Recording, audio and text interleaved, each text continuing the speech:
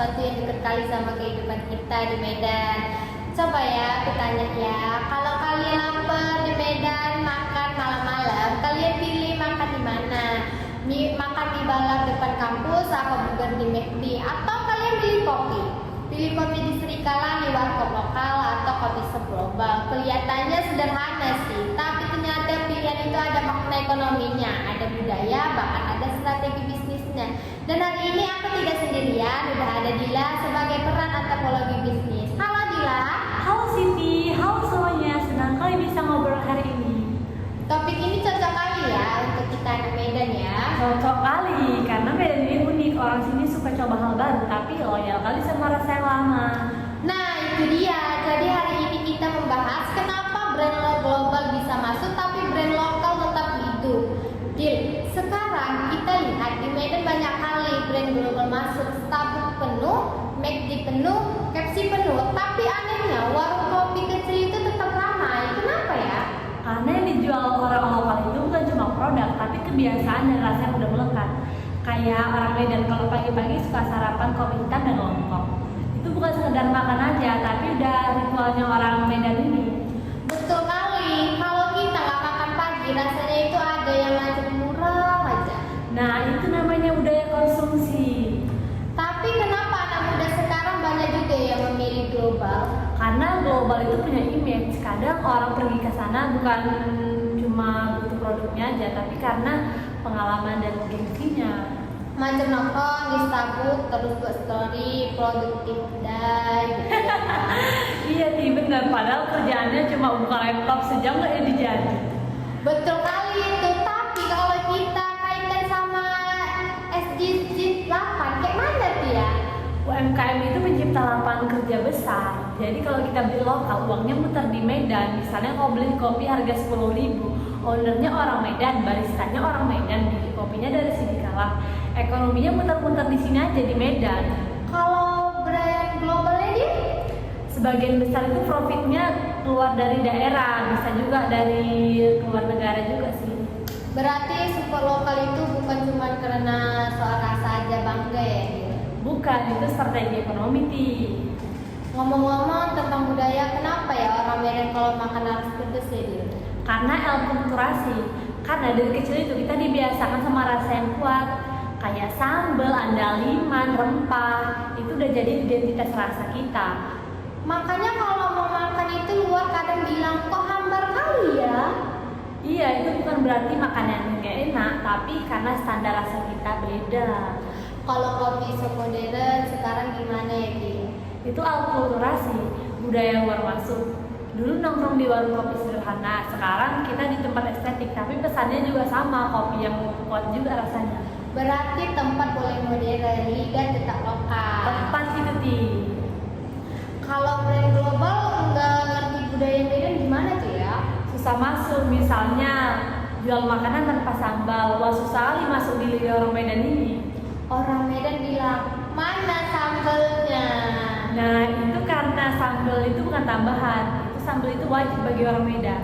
Menurut kau lah, orang Medan bangga nggak sama produk lokal? Menurutku itu bangga kali ya, banyak yang bilang kalau ada yang enak di sini ngapain beli jauh keluar gitu ya.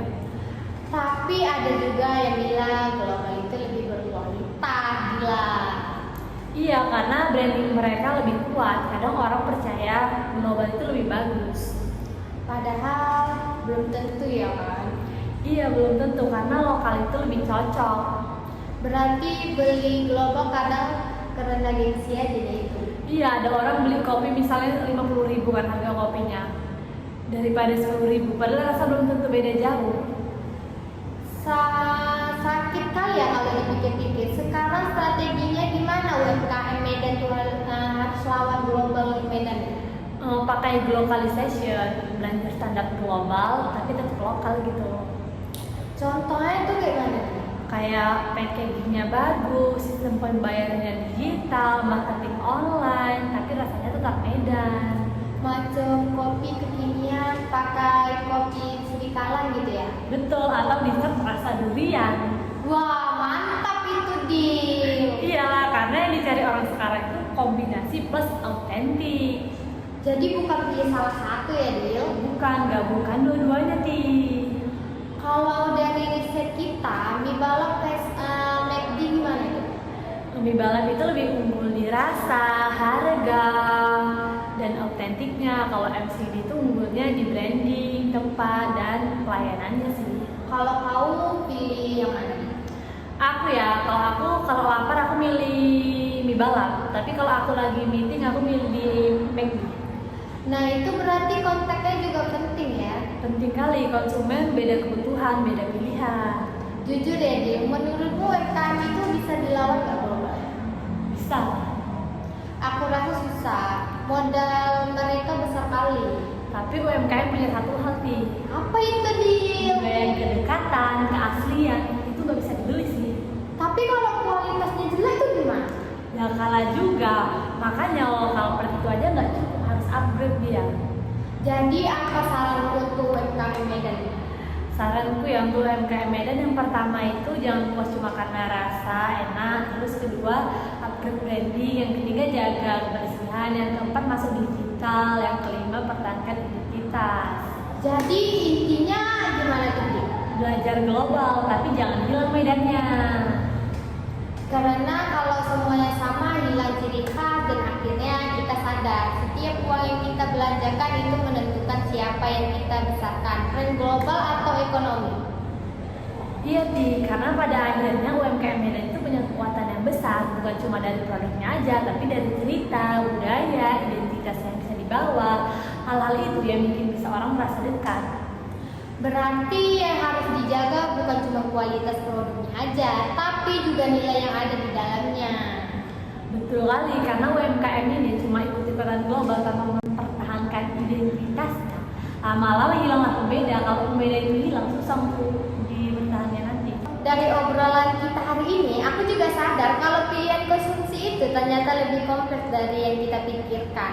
Ada budaya yang membentuk selera kita, ada pengaruh lingkungan, ada gengsi, ada identitas, dan ada dampak ekonomi yang ikut berjalan Dila. Dan itu yang penting dipahami, karena konsumen itu bukan cuma pembeli, tapi juga bagian dari sistem yang menentukan arah pasarnya. Jadi sebenarnya kekuatan pasar itu ada di tangan kita Dila. Iya, mau pasar lebih dikuasai brand global atau lebih menguatkan produk lokal itu banyak ditentukan dari kebiasaan konsumsi masyarakat. Dan mungkin itu saja pelajaran penting hari ini, bahwa mendukung produk lokal bukan berarti menolak global, tapi kita bisa mengambil yang lebih baik dari global tanpa kehilangan identitas lokal kita. Benar, karena di era sekarang berkembang itu lebih penting, tapi tetap jadi diri sendiri itu lebih penting. Setuju kali, tapi Dila, aku penasaran. Menurutku sekarang perilaku konsumen itu di Medan ada perubahannya enggak dibanding dulu? Berubah kali Ti. Dulu kalau mau beli sesuatu orang lebih fokus ke kebutuhan, sekarang bukan cuma kebutuhan tapi pengalaman. Misalnya dulu orang beli kopi ya cukup di warung kopi biasanya aja, sekarang banyak yang dari tempat nyaman, harus ada wifi-nya, colokannya, interiornya bagus. Iya betul, kadang bukan karena kopinya, tapi karena tempatnya Dila. Nah itu sekarang ada istilah experience ekonomi. Orang bayar bukan cuma produk, tapi untuk pengalamannya juga. Macam beli kopi 35.000 padahal biasa aja ya kopinya, enggaknya enak kali. 10.000 lebih enak lagi Dila. Betul. Tapi yang dibeli itu suasananya, makanya UMKM sekarang nggak bisa cuma fokus yang penting enak aja. Harus dipikirkan suasananya, pelayanannya, sama brandingnya juga. Berarti konsumen sekarang makin kompleks ya? Kompleks sekali karena sekarang keputusan beli dipengaruhi banyak hal. Ada rasa, harga, tempat, review, gengsi, sampai tren sosial media. Nah, soal sosial media ini penting kali ya, karena kadang makanan viral belum tentu enak Dila. Betul, tapi viral itu punya kekuatan besar. Kadang satu video TikTok bisa bikin usaha kecil ramai seminggu penuh sih. Berarti sekarang UMKM harus paham konteks juga ya, konten juga ya. Harus sih, karena sekarang marketing bukan cuma lewat spanduk atau brosur. Sekarang juga orang lihat reels TikTok, story. Kalau nggak aktif di situ bisa kalah cepat. Tapi kadang ada UMKM yang bilang, jualanku udah lama nggak pernah lihat sosial media. yang bahaya sih, karena pasar berubah. Kalau kita nggak ikut berubah, bisa tertinggal kitanya nanti. Oh, jadi pengalaman digital sama rasa itu penting ya semua. Iya, sekarang harus lengkap karena brand global itu kuat di sistem. UMKM harus kuat di hubungan emosional juga. Hubungan emosional gimana sih maksudnya tuh ya dia? Misalnya kayak pelanggan itu datang karena merasa dekat, kenal ownernya, tahu ceritanya, kayak ngerasa ini tempatku gitu. Itu yang susah ditiru brand global. Oh, jadi loyalitas itu bukan cuma karena aja ya? Bukan, kadang orang balik lagi karena merasa nyaman, dilayani ramah, diingat pesanannya. Itu kecil tapi besar dampaknya. Betul kali itu Dil, kadang abang warkop aja hafal. Biasanya kopi susu kurang manis kan, itu bukan kita merasa dekat. Nah, itu namanya consumer relationship, karena itu aset besar. Berarti UMKM Medan sebenarnya punya kekuatan besar ya? Besar kali, karena orang Medan itu suka kedekatan, suka ngobrol, suka suasana yang terasa akrab. Itu budaya sosial yang kuat. Kalau soal harga gimana ya? Karena kan global kadang lebih mahal. Harga itu masih faktor penting sih, apalagi untuk kalangan mahasiswa ya. Tapi sekarang orang rela bayar lebih kalau merasa worth it. Jadi value lebih penting daripada sekedar murah ya. Betul. Kalau murah tapi tak nyaman, orang pindah. Kalau mau tapi pengalamannya bagus, orang tetap datang sih. Wah, berarti persaingannya sekarang semakin berat ya di. Iya, tapi peluangnya juga besar karena sekarang UMKM bisa dikenal luas lewat internet. Dulu usaha kecil dikenal satu gang aja kan, sekarang bisa dikenal satu kota, bahkan satu Indonesia. Berarti digital itu bisa jadi jalan naik kelas ya? Betul kali. Misalnya kopi lokal di Medan, dulu cuma dijual di warung, sekarang bisa masuk marketplace, bisa ke Jakarta, Surabaya, bahkan keluar negeri. Wah, jadi lokal gak berarti kecil ya? Enggak, lokal itu identitas sih, bukan batasan. Tapi dia satu lagi, kadang ada UMKM yang takut bersaing karena merasa brand global terlalu kuat. Menurutmu itu wajar nggak sih? Wajar kali sih, tapi jangan sampai takut itu bikin berhenti berkembang. Karena sebenarnya konsumen sekarang itu juga banyak mulai sadar pentingnya support lokal. Jadi peluangnya tetap ada ya, Bang? Ada kali, malahan besar. Karena sekarang tren balik lagi ke autentik. Orang mulai bosan sama yang terlalu seragam gitu. Mereka cari yang sesuatu yang khas, yang beda, yang punya cerita lebih gitu. Berarti keaslian itu juga dinilai ya? Betul, contohnya makanan khas Medan. Orang luar cari ke Medan itu datangnya bukan cari burger, tapi cari soto Medan, mie balap, lontong, mie Ambon. Itu bukti kalau identitas lokal punya daya tarik sendiri. Wah, iya juga ya. Kadang yang kita anggap biasa justru itu yang dicari orang. Nah itu, makanya UMKM jangan minder. Kadang yang paling dekat sama kita justru yang paling bernilai. Tinggal kita bagaimana dikemas lebih baiknya aja. Mantep kali itu Di. Berarti masa depan UMKM Medan sebenarnya cerah ya. Cerah, selalu berubah. Karena bahaya itu bukan globalisasi, yang bahaya itu kalau kita nggak siap sih. Setuju. Jadi intinya global itu bukan ancaman, tetapi tantangan sekaligus pelajaran. Betul, belajar dari sistem global, tapi pertahankan jiwa lokal. Karena disitulah kekuatan kita sebenarnya. Baik teman-teman sekalian, selesai juga podcast kita hari ini. Sebelum kita tutup, aku mau kasih kalian pantun nih. Jalan-jalan ke pajak petisah, pulangnya singgah beli kain. Kalau lokal bisa bikin bangga, ngapain jauh cari yang lain? Wah, mantap kali tuh Ti, balas ya. Pagi-pagi minum kopi Medan, duduk santai sambil makan roti. Global boleh jadi pelajaran, tapi lokal tetap di hati. Oke, mantap Dila. Terima kasih banyak Dila untuk insight hari ini. Sama-sama Ti, senang kali bisa sharing.